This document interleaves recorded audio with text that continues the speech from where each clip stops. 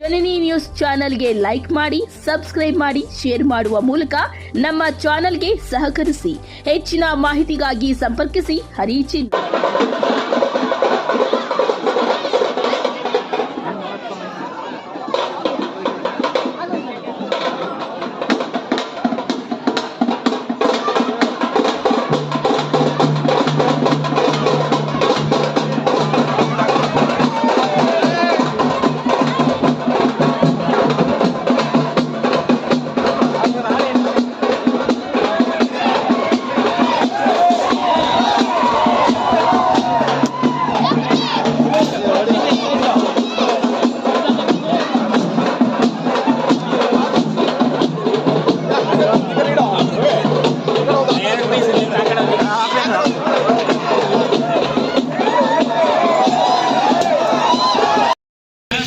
ಈ ಪಾಲಾರ್ ನದಿಯ ದಡದಲ್ಲಿ ನೆಲೆಸಿರ್ತಕ್ಕಂಥ ನಮ್ಮ ಊರನ್ನು ಹಿಂದೆ ವೇದಮಂಗಲ ಅಂತ ಹೇಳ್ತಾ ಇದ್ರು.